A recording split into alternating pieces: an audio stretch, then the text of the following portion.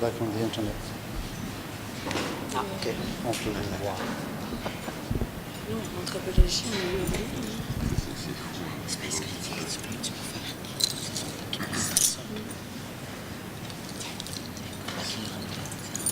ça aide pour les anthropologues, les historiens.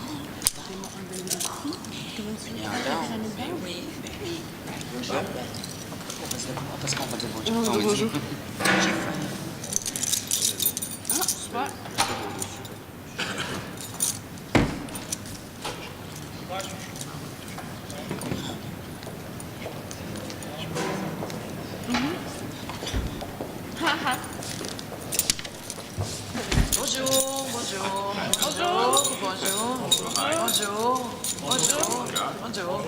Je l'ai dit, plus tard, on se fait des hugs. Des poignées de main, là.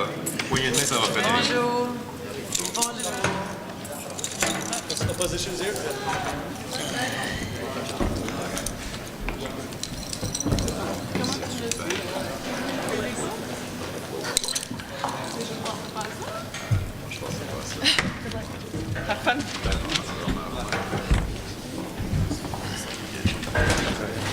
Vous asseyez.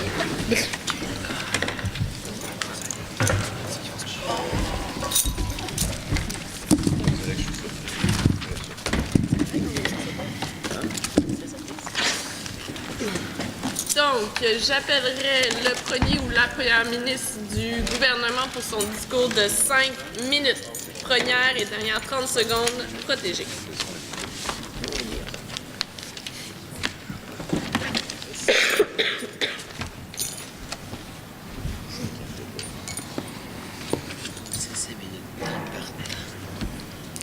Thank you very much, Madam Speaker. So we're here today because we as the government have a proposition that we reinstate the mandatory element of the long-form survey. And now first it's important for us to consider the factors as to why we're bringing this to light today. And that is that there is currently a mandatory short-form survey, but the long-form survey is only seen as optional for the residents of Canada. And so the fact that it is currently optional means that we, the government, are missing important information on the citizens of our country. And so we, the government, propose to offer the long-form census survey to the individuals of Canada online with the option to save as they go along so that they can complete it later if they don't have the time to do so in one sitting. We're going to make this survey easy for them to fill out based on what works well for them. And so there are 4 points that we, the government, want to bring up today to prove why this is a good idea for the Canadian citizens. The first of which being a political argument in that it offers a better way for we, the government, to understand the Canadian population. The second of which, an economic argument in that it'll allow us to have a better allocation of the taxpayers' revenues. The third of which being the economic benefits to Canadian businesses. And the fourth of which is about a statistical fallacy that results from making the long-form survey optional, in that it creates a biased survey as a result.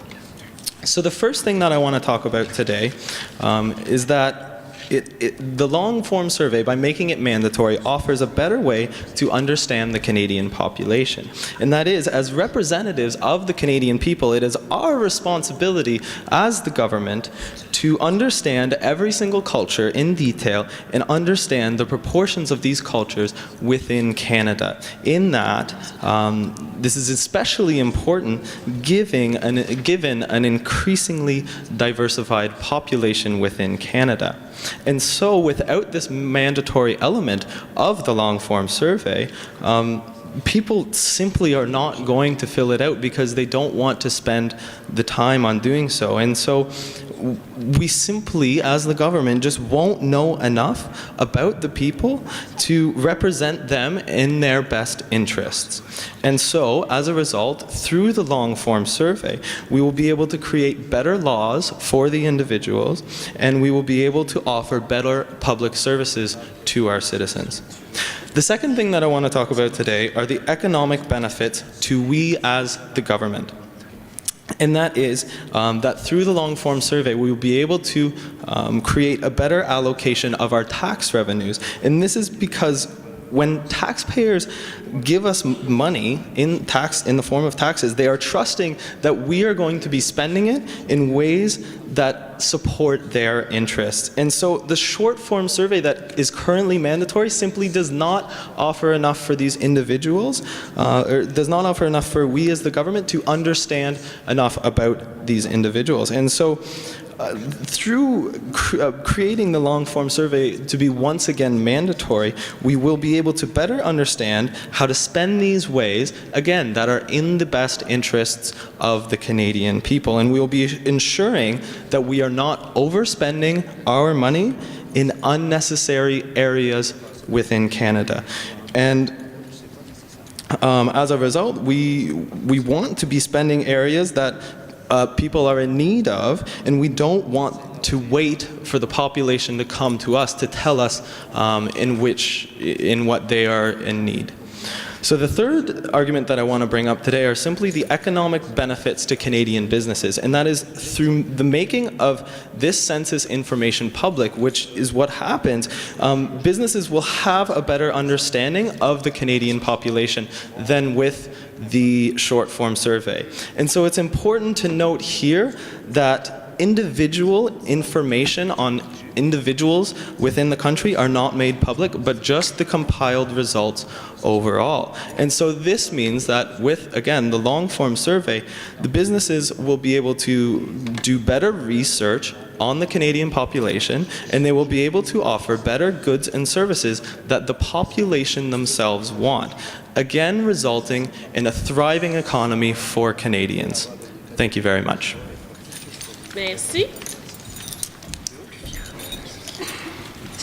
J'appellerai maintenant le chef de l'opposition pour son discours de 5 minutes, première minute et 30 dernières secondes entièrement protégées.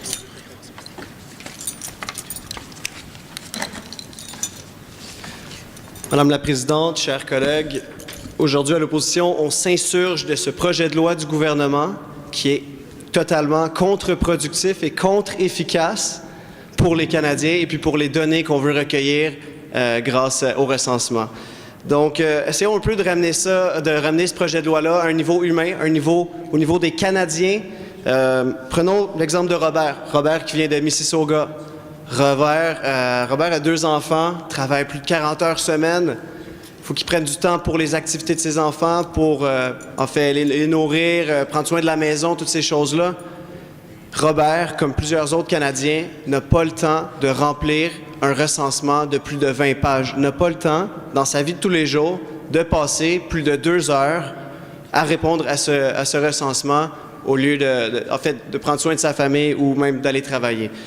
Il y a 3 arguments aujourd'hui qui nous amènent à trouver ce projet de loi totalement contre-efficace pour les données de Statistique Canada. Premièrement, un argument de liberté individuelle. Ce qu'on voit aujourd'hui comme projet de loi, c'est le premier pas vers l'univers de 1984 de George Orwell. C'est littéralement le début, le premier pas du Big Brother. Deuxième argument, un argument économique. Ça va créer des coûts énormes pour l'État. On le sait, les firmes de génie informatique peuvent charger des sommes astronomiques pour mettre sur pied des programmes tels que ceux de recensement en ligne. Et puis en fait, ces coûts-là, je pense que les Canadiens payent déjà assez d'impôts pour ne pas assumer ce genre de coûts. Troisième argument, un argument d'efficience. C'est de la psychologie 101. Si vous êtes obligé de faire quelque chose, vous allez le faire de la mauvaise façon. Vous allez faire des erreurs peut-être volontaires, vous allez passer moins de temps pour en faire répondre à ce recensement long. Si je reviens à mon premier argument, un argument de liberté individuelle, ce qu'on voit aujourd'hui, c'est le premier pas de Big Brother. C'est l'intrusion dans la vie personnelle des Canadiens. Aujourd'hui, ce qu'on voit, c'est un gouvernement. C'est un peu comme se sentir comme aux portes de sécurité de l'aéroport. C'est une réelle intrusion dans la vie privée des Canadiens. Et puis, c'est littéralement se mettre à nu sur papier, un peu de la même façon qu'on le fait à l'aéroport. Puis, les Canadiens ne devraient pas, de façon obligatoire, de répondre à ces questions-là. On est conscient que le recensement court la version courte est un devoir pour les citoyens, mais ce n'est pas le cas pour la version longue. Il y a des informations là-dedans qui sont extrêmement privées, puis ça en va de la décision de chaque personne de répondre ou non à ces questions-là. Deuxième argument, au niveau économique, on va engendrer des coûts énormes avec ce projet de loi-là. On l'a vu avec le programme d'enregistrement des armes à feu, programme online, en ligne, qui a coûté énormément d'argent de la poche des Canadiens. On le dit au gouvernement, les Canadiens veulent savoir qu'est-ce qui se passe avec leur argent, avec les taxes, avec les impôts qu'ils payent, mais ils ne veulent certainement pas dépenser cet argent-là pour une intrusion du gouvernement dans leur vie privée. Il y a bien d'autres endroits en santé, en éducation, où le gouvernement devrait mettre de l'argent avant d'aller chercher des poux chez les honnêtes citoyens canadiens. Troisième argument, un argument d'efficience. L'obligation de remplir le formulaire long, ça va juste amener des résultats inexacts. En ce moment, on a des échantillons, on a des groupes qui ont le choix. En fait, les gens ont le choix de tout simplement répondre ou non au formulaire long. Et puis, ça donnera ce type de façon de faire donne de bien meilleurs résultats que d'obliger les gens à le faire. C'est élémentaire en psychologie que si on oblige quelqu'un à faire quelque chose, il va le faire de façon bâclée, il va passer beaucoup moins de temps. Puis si on pour remplir le questionnaire, si on revient à Robert qui a sa famille, il travaille plus de 40 heures par semaine, n'a pas beaucoup de temps pour lui, il est clair à l'opposition que Robert va tout simplement mettre des X un peu n'importe où pour que son questionnaire de 20 pages se remplisse, non pas en 1 heure, de façon propre et bien faite, mais plutôt en 5 minutes, pour qu'il ait du temps pour sa famille, pour qu'il ait du temps pour son travail et sa vie de tous les jours. Il vaut mieux laisser ceux qui veulent bien le remplir le faire comme il faut que d'obliger certaines personnes à le faire. C'est pourquoi aujourd'hui, à l'opposition, on trouve que ce projet de loi-là est totalement inefficace, contre-productif et coûtera énormément d'argent à l'État. Merci, Madame la Présidente. Merci beaucoup. J'appellerai maintenant le premier député du gouvernement pour son discours de 3 minutes. Les 30 premières secondes sont entièrement protégées.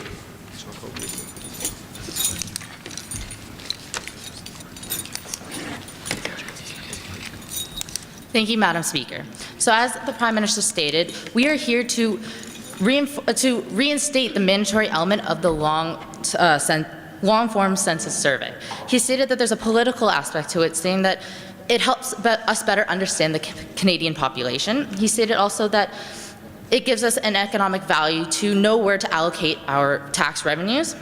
He also stated that it benefits businesses by knowing if it's viable for them to enter the Canadian market. And lastly, I'm going to bring up our fourth argument, stating that with leaving the long-form census survey optional, it creates a statistical fallacy of it being that not everyone will fill it out. Only a specific type of person will fill it out. Those who have time, those who are proud of what they do, as in where they come from, how much they earn, where they spend, how much they use public transit, ride their bike, etc.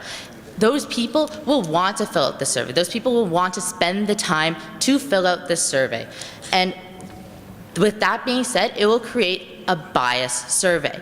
So with the government, Stats Canada, using this data and compiling it to help help other businesses, to help the government allocate their tax revenue, it's creating a biased outcome. It's creating it that the government and everyone else who uses this census data will be basing their decisions that could be affecting millions of Canadians all across the country and possibly the world if they're living elsewhere. It could be affecting them on how the government treats them, because the government doesn't know how they feel. The government doesn't know they exist. Yes, they exist on paper in an office somewhere in the country, but they don't know their spending habits. They don't know where they come from, how many children they have, where they live, what they do, etc.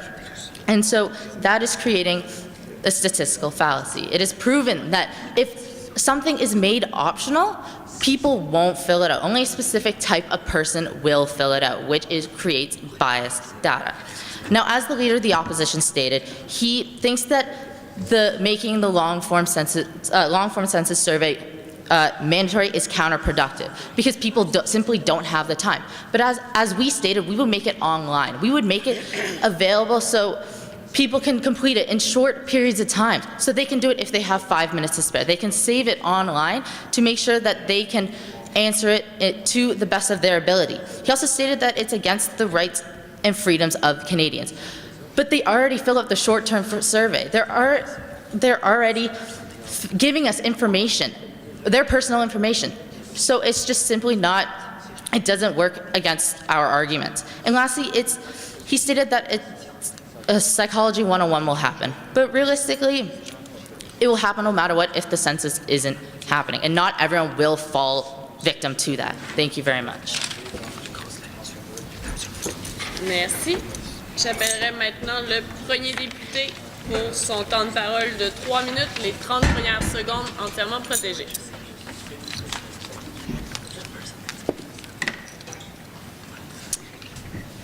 Bonjour Madame la Présidente. Donc je vais commencer par poser quelques questions au gouvernement sur leur projet de loi et par la suite je vais continuer avec une réfutation de leur premier argument qui était un argument politique.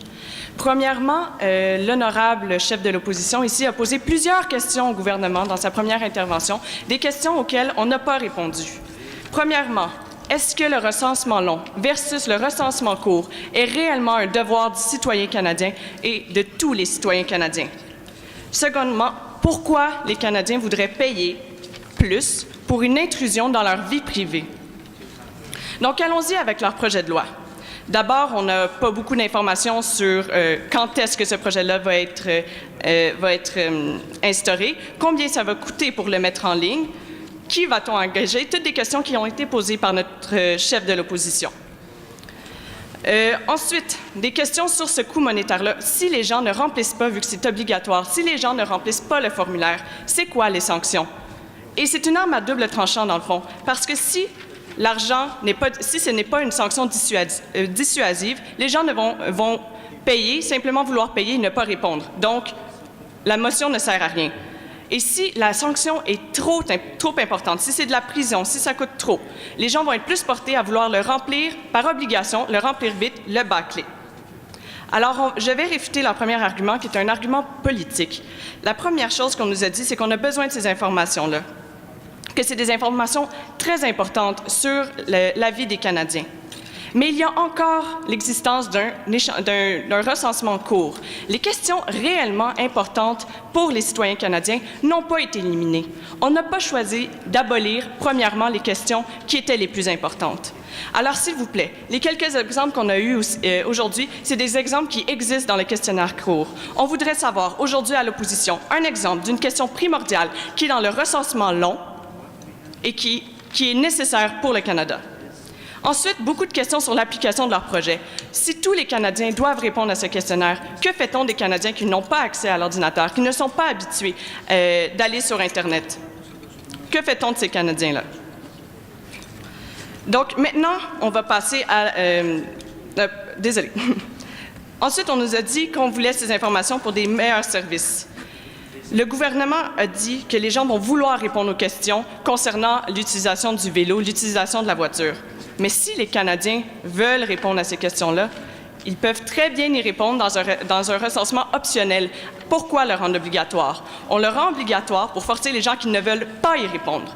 Alors ensuite, ils nous ont dit que des personnes spécifiques ne répondent pas si c'est optionnel.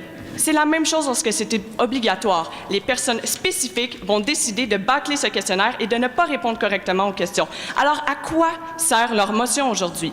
Véritablement, en toute logique, l'opposition aujourd'hui s'oppose à ce projet de loi qui va léser les Canadiens, qui est intrusif et qui ne sert à rien, tout simplement. Merci. Merci beaucoup. J'inviterai maintenant le deuxième député pour son temps de parole de 4 minutes, 30 premières secondes entièrement protégé.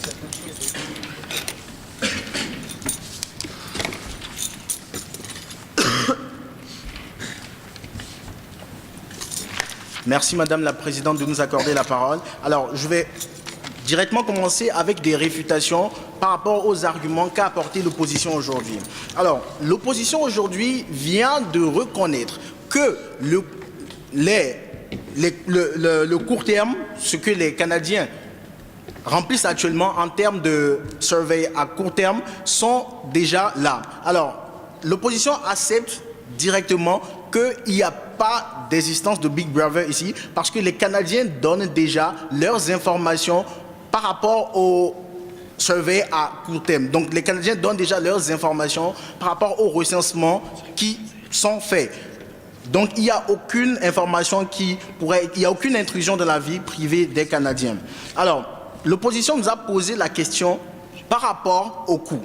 Nous avons bien statué lorsque notre Premier ministre est venu, il a parlé du fait que cela sera fait en ligne. Lorsqu'on parle d'en ligne, on parle d'Internet et il y a moins de coûts qui sont reliés. Premièrement, il y a moins de coûts.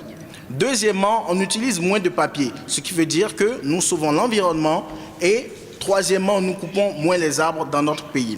Alors, l'opposition aujourd'hui nous a parlé d'un monsieur certain Robert qui n'a pas le temps de remplir des formulaires. L'opposition s'est mise à parler de ce monsieur qui n'a pas le temps de remplir ces formulaires, mais nous voulons simplement rendre cet acte obligatoire en termes de droits civiques. Remplir, par exemple, un recensement, ce serait un droit civique, comme si vous étiez en train de payer des taxes. Donc, en tant que Canadiens, les Canadiens devront directement remplir cela parce que ce serait un droit civique de remplir le recensement. Alors, l'opposition nous a posé la question par rapport à ces personnes qui ne sont peut-être pas habituées à l'Internet, par exemple. Comment ces personnes feront-elles pour remplir le recensement? Alors, dans ce cas, pour des personnes qui ne sont pas habituées à l'Internet, ces personnes pourront simplement le remplir en papier. Étant donné que c'est obligatoire et que c'est un devoir civique, ces personnes devront le remplir. Alors, l'opposition aujourd'hui nous a parlé de l'efficience de notre proposition. Nous voulons rappeler actuellement à l'opposition que actuellement, lorsque vous remplissez le court formulaire, il y a des biais qui sont dans le court formulaire parce que le gouvernement n'a pas toutes les informations. Le gouvernement ne possède pas toutes les informations par rapport à la population canadienne. Donc, cela crée directement des biais dans les résultats parce que nous ne pouvons pas savoir comment diriger nos lois pour créer de meilleures lois pour la population canadienne. Et c'est pour éviter ces biais actuels aussi, par rapport au fait que nous ne connaissons pas en profondeur notre population, c'est pour éviter ces biais que nous proposons de rendre obligatoire le formulaire à long terme, le long formulaire. Alors, l'opposition aujourd'hui nous a parlé du fait que sur le court terme, il y a des gens qui remplissent déjà ces formulaires. Alors, nous voulons simplement rappeler à l'opposition que actuellement, plein de Canadiens remplissent le formulaire à court terme et le fait de rendre le formulaire à long terme obligatoire nous permettra simplement d'avoir plus d'informations sur notre population et de pouvoir diriger cette information, utiliser cette information pour donner de meilleures lois et pour créer et pour aider aussi les entreprises, comme le Premier ministre l'a dit, à diriger de meilleures lois pour la population canadienne. Merci beaucoup. Merci beaucoup. J'appellerai maintenant le deuxième député de l'opposition pour son discours de 4 minutes, les 30 premières secondes étant protégées.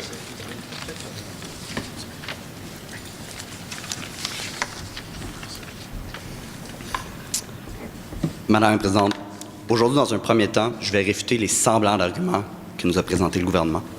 Ensuite, il me fera plaisir de rappeler les arguments qu'à l'opposition nous avons présentés aujourd'hui.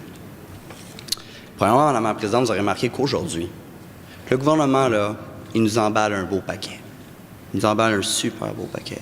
Puis il essaye de nous faire à croire là, à un paquet de choses. Cependant, là, ce paquet-là, là, il y a une seule chose à l'intérieur, et c'est l'obligation pour les Canadiens et Canadiennes, l'obligation pour les Canadiens et Canadiennes de répondre au recensement sous sa forme longue.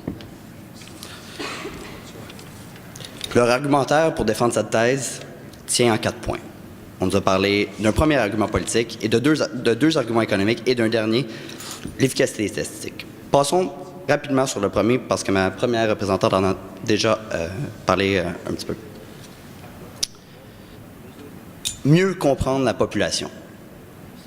Madame la Présidente, au Canada en ce moment, là, on remplit des rapports d'impôts, on remplit le recensement court, on remplit une demande de passeport. Au provincial, information que le fédéral peut aller chercher, on remplit un permis de conduire, on adhère à l'assurance maladie. Trouvez-vous pas qu'à un moment donné, là, les Canadiens ont fait leur part?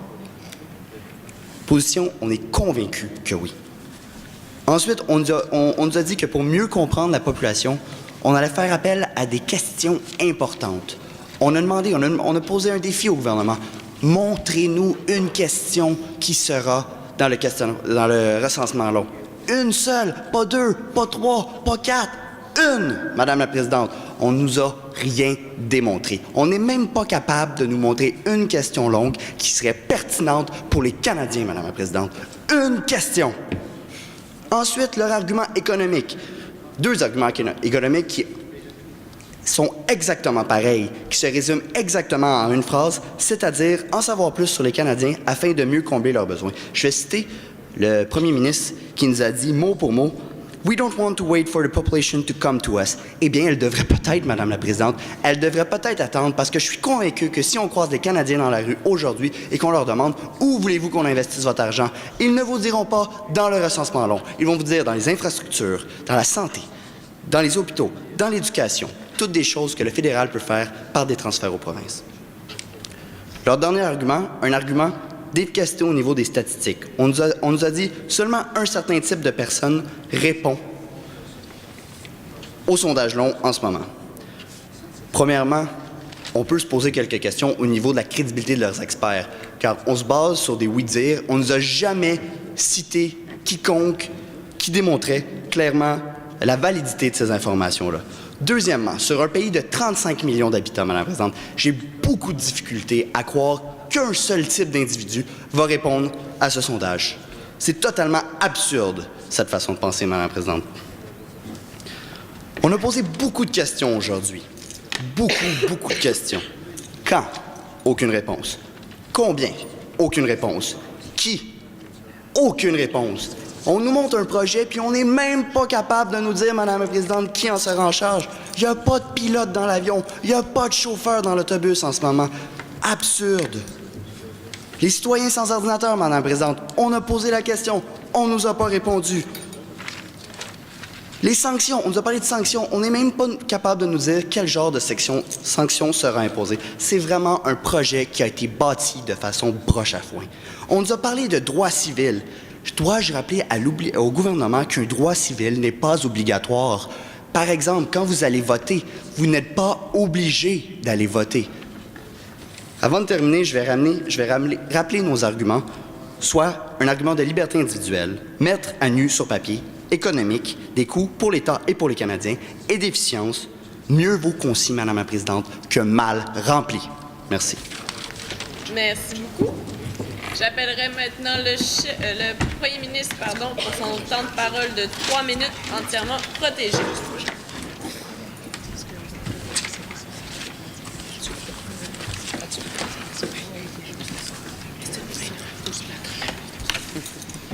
Thank you very much, Madam Speaker. So I want to take a minute to address some of these questions that were brought up to us today. And the first of which being the question of why pay more for the intrusion of private life. And Madam Speaker, this is simply a loaded question asked by the opposition today.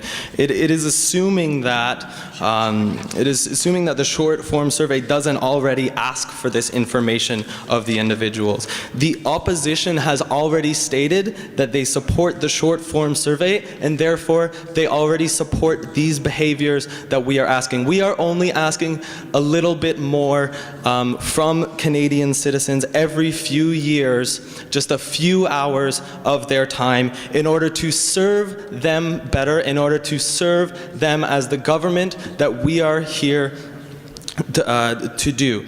And the next question that they asked was simply who we will hire to do this. this is an absurd question because we already know that Statistics Canada already is responsible for gathering this information. And so we, the government, propose that we just go back to the model that was proven to work for many, many, many years until just a few years ago when the short form survey was brought into effect. Madam Speaker, the opposition proposes that we are asking too much of our citizens. Now, we are only 300 individuals. How are we, as just over 300 people, supposed to act in the interests of the 35 million other people without sufficient information in which to do so? Madam Speaker, the opposition likes to bring up the fact that that some of their questions have gone unanswered. Well, some of the information which we have brought up today has also gone unanswered, and these are the things that I want to touch upon next. In a summary of the arguments that we brought forward, and that is that there is a political benefit in that we can offer a better, that the long form survey offers a better way to understand the Canadian population. And as representatives of these Canadians, it is essential that we need to understand every aspect of their lives. And now the opposition has not addressed the fact that we, the government, lack enough information on our citizens, and they have not offered an alternative to get this necessary information proactively. The second argument that we brought up were the economic benefits in the better allocation of tax revenues. And the opposition, again, has not addressed the issue of overspending in unnecessary areas of the Canadian economy. The third argument that we brought up today were about the economic benefits to Canadian business, and the opposition has not offered an alternative to offer Canadians the goods and services they want, and therefore the opposition is not acting in the interests of the Canadian citizens who we are here to represent. Thank you very much. Merci beaucoup. J'appellerai maintenant le chef de l'opposition pour son discours de 3 minutes entièrement protégé.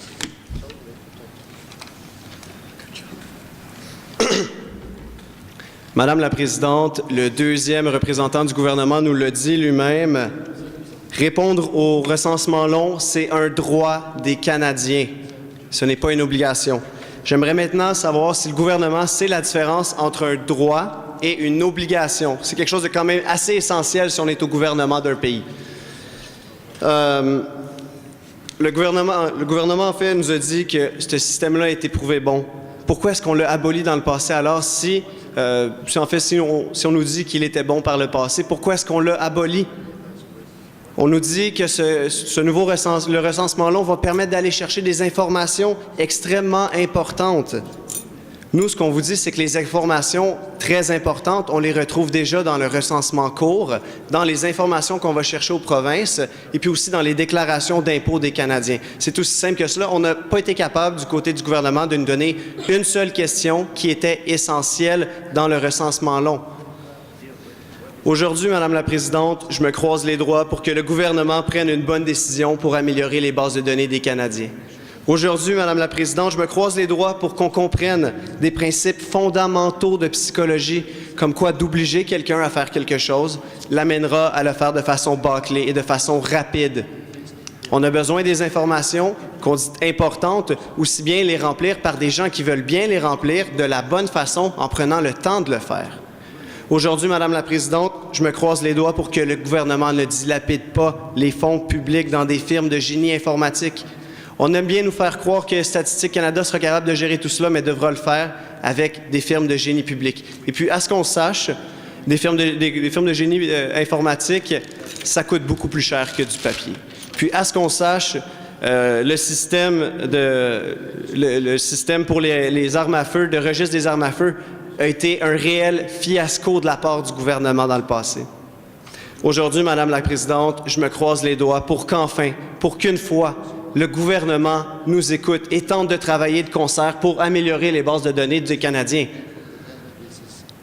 Aujourd'hui, s'il y a une chose à retenir, c'est que ce projet de loi est complètement inefficace.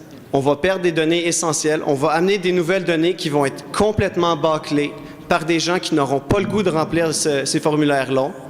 au lieu d'avoir, comme il se fait en ce moment, de donner la chance aux gens qui veulent bien remplir le questionnaire long, de le faire de la bonne façon et de le faire efficacement. Merci, Madame la Présidente. Merci beaucoup. J'inviterai tout le monde à quitter la salle. On n'avait pas nos lettres, là, hein? Non.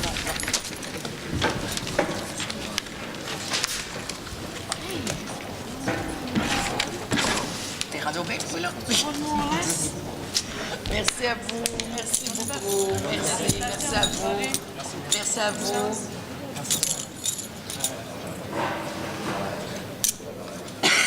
T'as grippe pas c'est la fin de journée, hein? Je suis fatiguée. Merci. Merci. Ben oui, c'est ça. Merci. Merci beaucoup. Ah non, ça en fait 13 heures. As-tu élevé à quoi? 5 ans? 4 ans. 4 ans. J'ai ça 5 ans. T'as-tu bien dormi dans la nuit? On voit des jeunes filles comme toi, ça dort la nuit. J'ai pas bien dormi. T'as pas bien dormi avec tes couchés tard? J'ai essayé de me coucher tôt, ça a pas marché. T'es sérieux? Ah oui, tu Ben, je vais me réveiller, mais formellement, les choses. Mais regarde, il nous en reste là, il nous en reste juste ça. Non, je sais. Mais c'est vrai qu'on a laissé. Il va falloir que j'aille prendre une marche, que j'aille courir, je sais pas. Oh, mais ma fille, avec un beau petit moins 40 dehors, tu vois, ça va te réveiller, toi. C'était dur à matin. Un matin, moins 29. En tout cas, le dos craquait, le dos. Pour aller à la rotateur, Ben oui, ah, ouais. Oh, je non. fait le rotateur avec moi, avec qu'on fait une voiture, puis qu'on s'en aille à la rotateur à l'autre bout. Là, je dis pas qu'il fasse un débat Sur le rodateur. sur un antidateur. Bon, ben mes chéris, en parlant de débat, est-ce que tu trouves que là, il y a eu des bons arguments? Est-ce que est-ce que tu trouvais qu'il y avait des bons arguments? Ben attends, je vais t'en... Moi, par rapport à l'opposition, ben l'opposition m'ont quand même plus apprécié.